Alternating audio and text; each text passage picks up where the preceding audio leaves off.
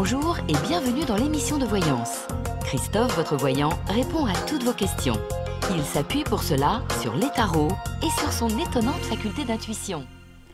Bonjour à tous et bienvenue sur le plateau de l'émission de voyance.com. Bien écoutez, je suis ravi de vous accueillir en ce mardi 10 novembre, veille du 11 novembre, et jour férié, et donc jour aussi férié pour moi. Donc demain, il n'y aura pas d'émission, mais nous nous retrouverons bien évidemment vendredi. Bon, en tout cas, j'espère que tout se passe bien de votre côté, que vous êtes en pleine forme et que l'on va faire une magnifique émission. Allez, je vais commencer par la question de Jacques. Jacques, bonjour. Vous pensez, Marlène et vous inscrire à une formation de déparasitage en énergie qui se fait en mars 2021 avec une Québécoise. Allez, voyons cela.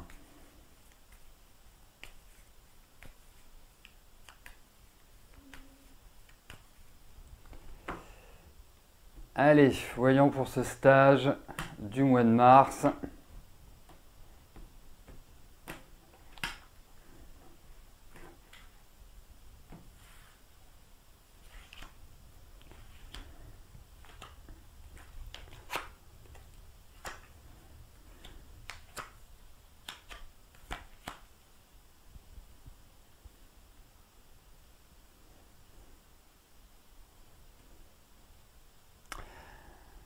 Alors, bon, il y a quelque chose qui coince. Alors, vu la période, je me dis, ce qui coince peut être le confinement. Donc, est-ce que ça se fait par visioconférence? Est-ce que ça se fait en présentiel?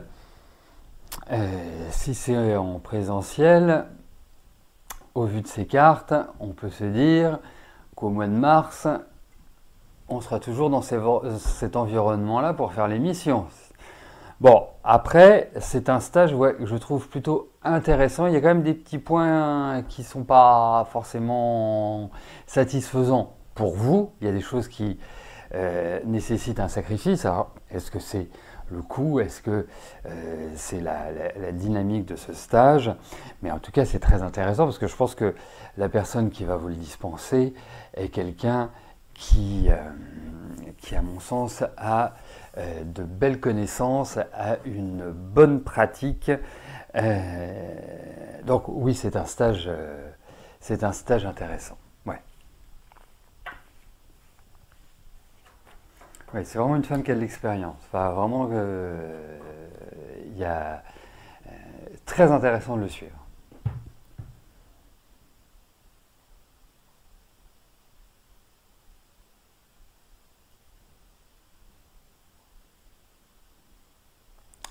Laurent, bonjour.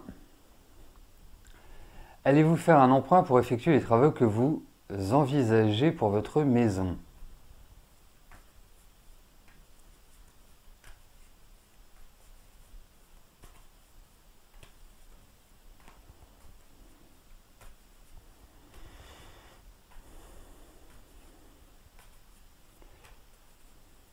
Bon, allez, on va regarder pour le financement de vos travaux.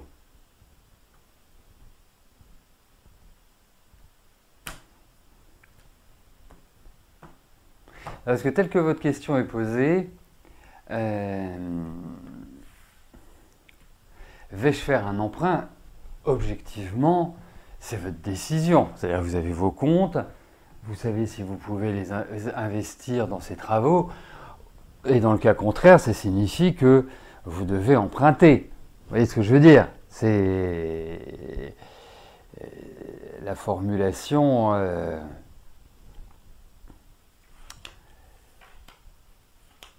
m'interroge aussi.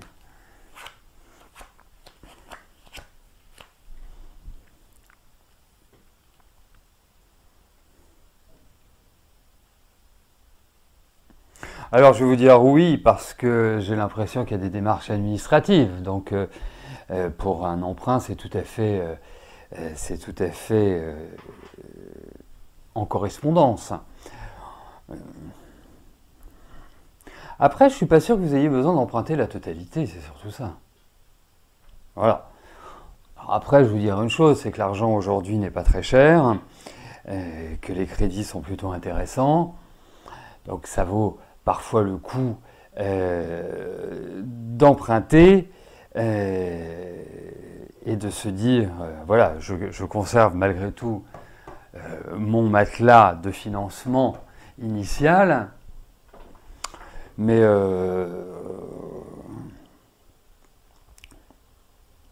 ouais, non, il y a cette idée d'emprunt, mais je pense que vous allez encore le mûrir. Je pense pas que enfin, en même temps, en ce moment, c'est compliqué de faire des travaux, mais je pense pas que les travaux vont se faire maintenant. Ah oui, vous pouvez vous servir de votre épargne, bien sûr. Ça paraissait logique à la formulation de votre question. Autrement, vous m'auriez dit, vais-je obtenir un emprunt? Voilà.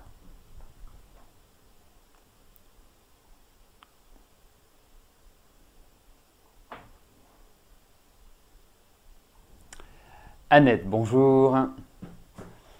Lors d'une mammographie et d'une échographie effectuée en mai, il a été révélé une dizaine de microcalcifications d'un diamètre de 23 mm. Ok. Par précaution, vous refaites ces examens le jeudi 12 novembre. Ça, c'est bon timing où je m'y connais pas. Alors.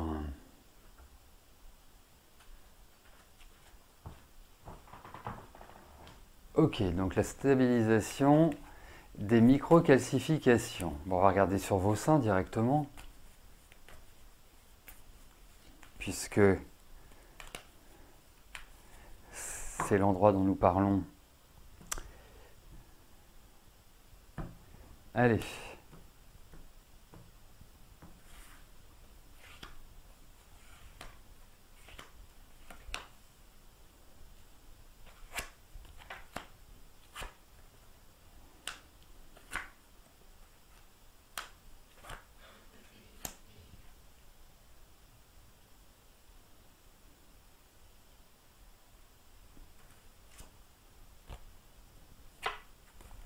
Écoutez, je pense qu'il risque de faire effectivement... ça va quand même les laisser encore interrogatif.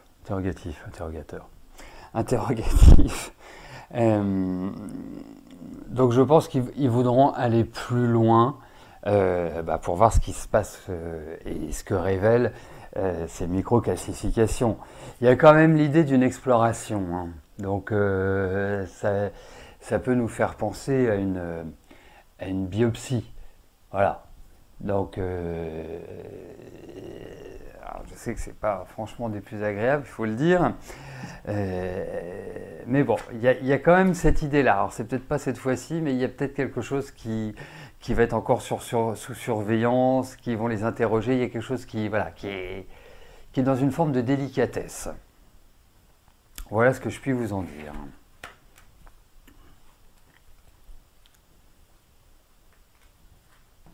Alors, j'y connais pas grand-chose en microclassification, mais je vous dirais que j'ai l'impression qu'il peut y en avoir d'autres, mais qui ne sont pas forcément très, très grosses. Bon, c'est un peu comme ça que je le verrai hein, par rapport à votre question.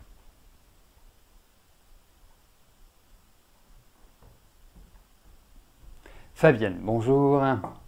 Allez-vous bientôt trouver du travail?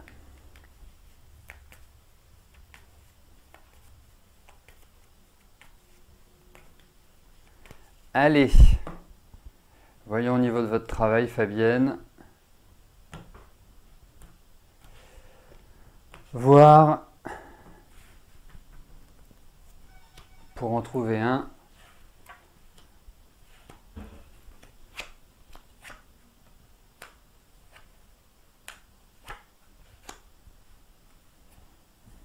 Bon, écoutez, je pense que vous allez effectivement trouver du travail.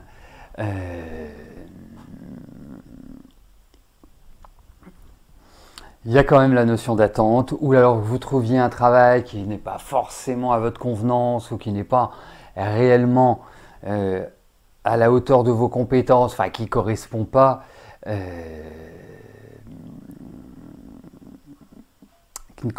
forcément à votre niveau. Et puis, on a l'impression que derrière, il y a une sorte de, je ne vais pas vous dire d'envolée lyrique, mais Dites-moi que vous travaillez dans un milieu médical ou social. Dites-moi que vous êtes dans un environnement comme ça serait d'autant plus positif par rapport à cette question. Mais en tout cas, effectivement, il y a l'idée d'un renouveau dans le travail. Ça va venir, ne vous en faites pas, mais je pense plus que les choses se matérialiseront à partir du printemps prochain. J'ai cette sensation-là. Mais en tout cas, ça redémarre pour vous.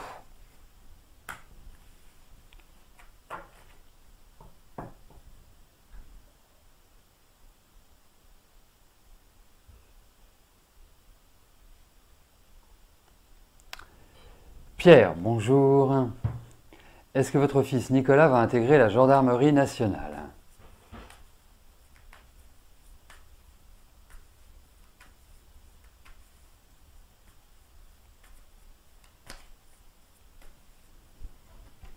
Allez.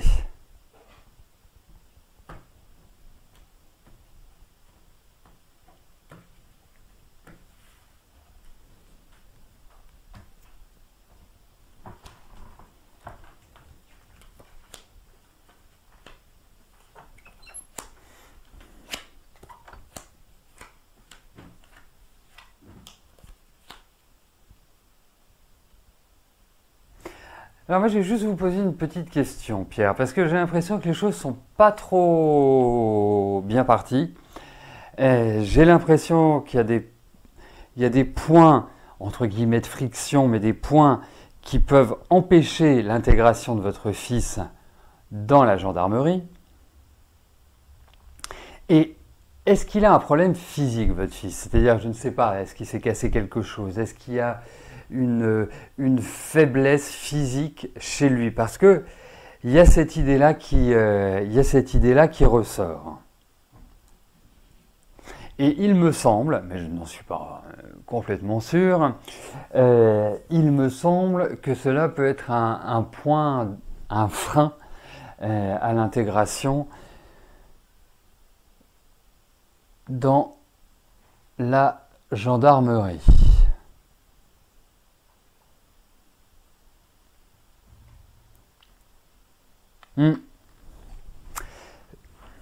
Et dites-moi que c'est la gauche, et puis on sera au top. Enfin, au top. Au niveau des cartes, pas forcément au niveau de... Au niveau du...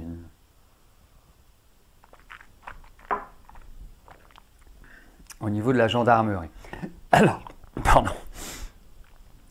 Ça risque d'être un point de négociation où il risque de dire non, c'est pas possible parce qu'il y a ceci, voilà, problème de cheville, problème physique. Mais il y a peut-être un recours. Voilà. Donc, c'est quelque part, ça va quand même être compliqué.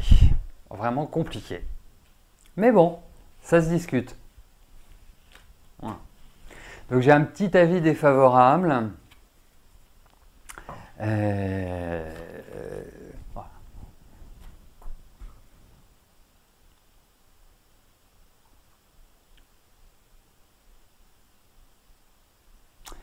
Catherine, bonjour. Vous êtes en maladie pour de gros problèmes de dos et vous arrivez en fin de droit. Vous voyez le médecin conseil le 16 novembre pour une demande de mise en invalidité. Va-t-il vous l'accorder?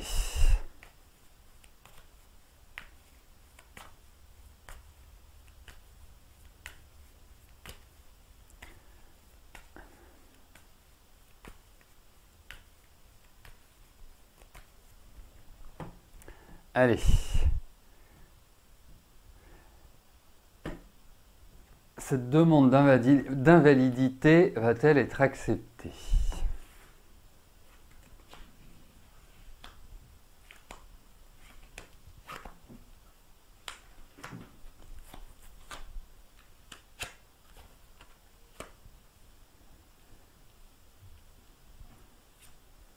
Écoutez, ça va être compliqué dans un premier temps. Donc, peut-être qu'il ne va pas forcément être très réceptif à votre demande. Peut-être aussi va-t-il demander des examens complémentaires, ou en tout cas, il y a quand même l'idée d'une sorte de crispation, d'une sorte de, voilà, de problème pour l'obtenir. Alors, je vous dirais une chose, je pense que vous l'obtiendrez. Mais c'est un peu le parcours du combattant, si vous voulez. Donc je ne sais pas comment ça se passe, parce qu'a priori vous devez avoir des radios, a priori vous devez avoir des comptes rendus médicaux, a priori vous devez avoir tout ce qu'il faut pour prouver que vous avez réellement les problèmes que vous avez. Mais c'est comme s'il n'y avait pas forcément une écoute immédiate. Mais cette écoute se fera beaucoup plus présente, je pense, à partir de l'année prochaine. Mais il y a cette idée-là au démarrage où ça ne va pas être simple.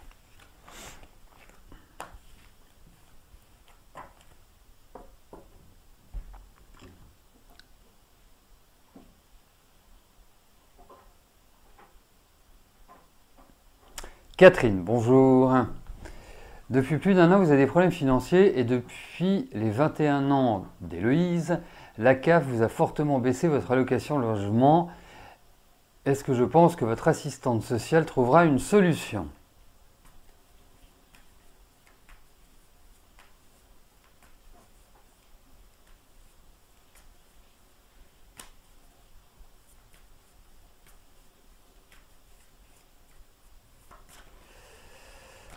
Allez.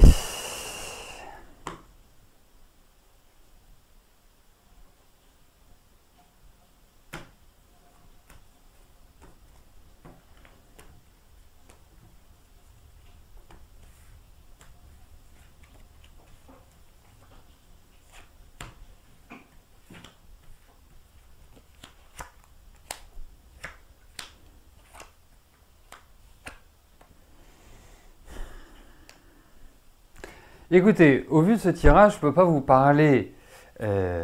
vous parler d'une solution qui règle vos problèmes financiers. Vous voyez, je ne peux pas dire que ça me fasse penser un peu au loto, ce genre de tirage. Après, effectivement, il y a peut-être des biais par lesquels vous pouvez obtenir ceci ou cela. Mais il y a quand même une stabilité dans votre situation, dirais-je. Donc, je ne suis pas sûr que l'assistante sociale soit la solution à vos problèmes financiers. Je n'ai pas forcément ce sentiment-là, même si ça peut apporter quelque chose, mais c'est pas ça qui fera que.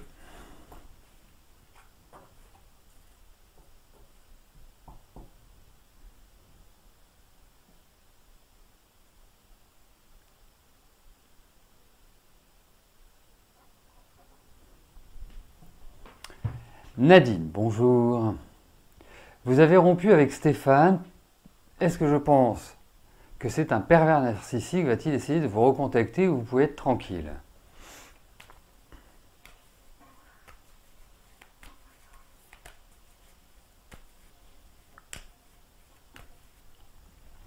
Allez. Y a plein de questions, hein, en fait, et puis qui peuvent pas... Écoutez, voyons avec Stéphane. Voilà, ce qui va se passer par la suite. Est-ce que...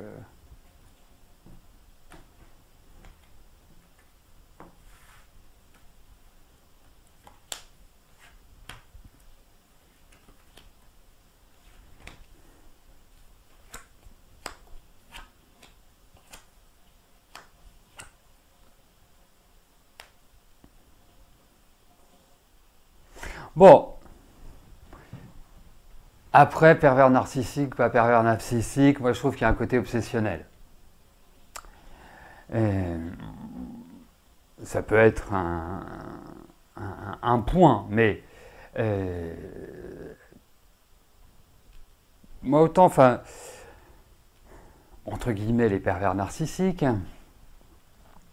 il y a vraiment des des caractéristiques en numérologie, presque un portrait robot du pervers narcissique. Voilà, je n'ai pas la possibilité de le faire, mais en tout cas, c'est quelqu'un de très compliqué.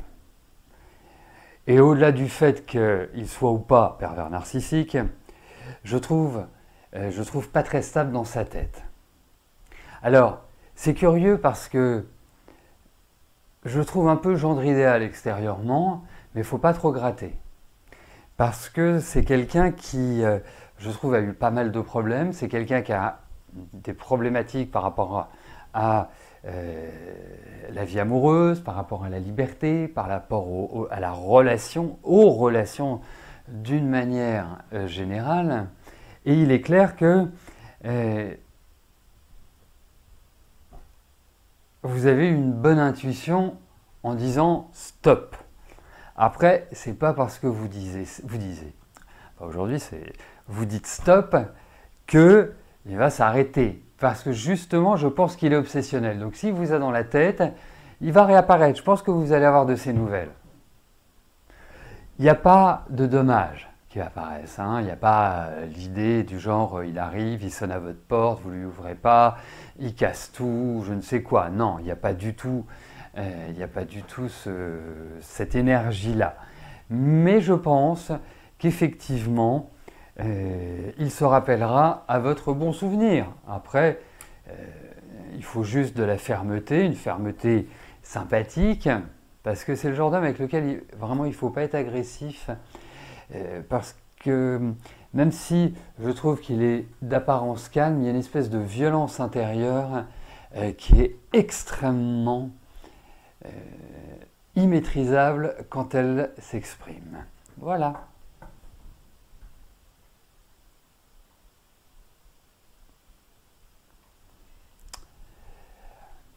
Julien, bonjour. Vous avez beaucoup de problèmes au travail, conditions de travail déplorables, changement d'horaire, en horaire variable, fixe en horaire variable, avec débordement sur des horaires de nuit, 5 horaires différents. Effectivement. Vous doutez que cela ne s'améliore et vous voudriez changer d'entreprise. Que vois-je? Vous êtes agent de stérilisation.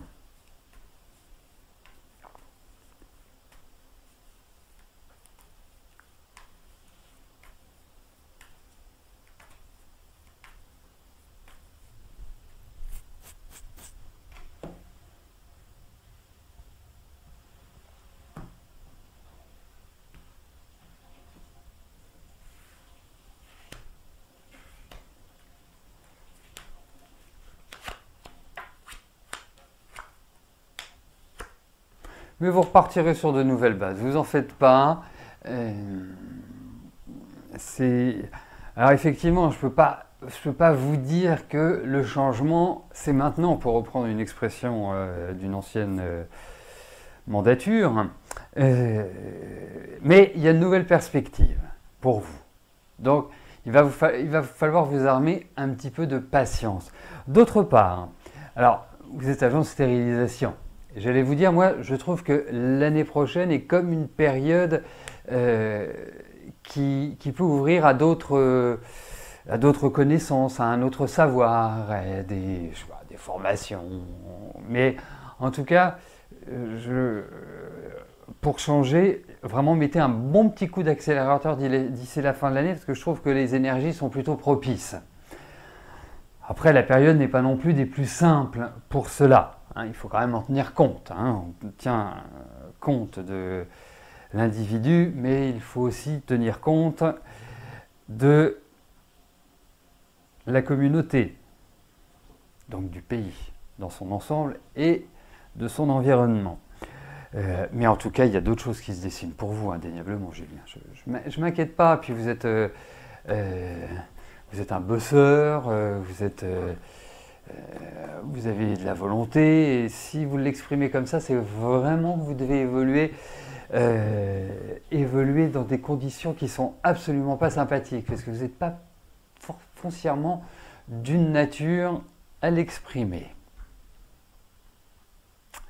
Annie, bonjour. Alors, pour votre petit Yanis, il a un gros problème pour s'exprimer. Il est suivi.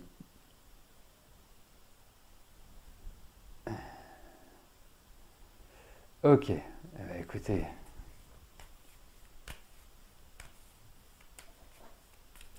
Voyons pour Yanis.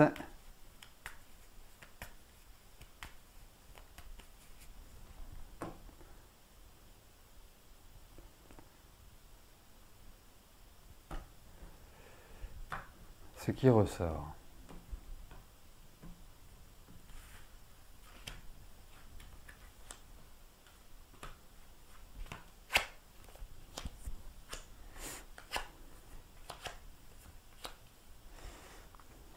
Écoutez, déjà, je trouve que c'est un enfant qui est assez nerveux.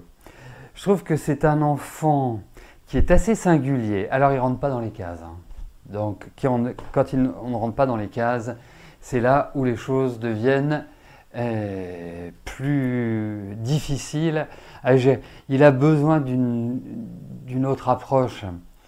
Alors, je pense que l'éducation nationale telle qu'elle est conçue aujourd'hui et telle qu'elle est organisée ne peut pas forcément permettre à un enfant comme Yanis de s'exprimer pleinement. Je pense qu'il lui faut des petits groupes. Je pense que c'est un enfant qui est plus attiré par des personnes plus âgées que lui. Hein. Donc voilà, mais il faut qu'il soit dans un environnement très, très spécialisé. Autrement, bah, ça va donner un cancre, tout simplement. Hein, c'est pas une question d'intelligence, hein, vous savez, il y a plein de gens intelligents qui ont été nuls à l'école, hein, il y a plein de gens qui ont réussi et qui ont été nuls à l'école. Donc c'est pas l'école qui fait qu'on réussit ou pas, ça aide, mais c'est pas non plus le... Voilà, c'est pas parce que vous n'avez pas votre bac, c'est pas parce que vous n'avez pas un bac plus 10 que vous serez paumé, que vous serez perdu et que vous ne vous exprimerez pas. Donc c'est pour ça... je pense qu'il lui faut tout à fait une autre organisation à votre petit-fils. Après, c'est entre les mains des parents, des psys et de l'école. Mais en tout cas, moi c'est ce que je ferais si c'était mon garçon.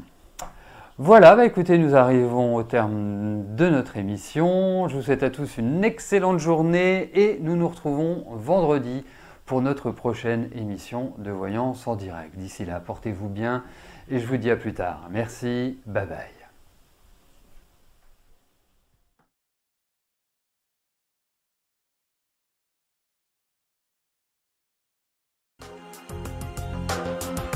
N'oubliez pas que du lundi au vendredi, à partir de 13h30, je réponds en direct à vos questions sur le site de l'émissiondevoyance.com et j'aborde avec vous tous les sujets qui vous tiennent à cœur.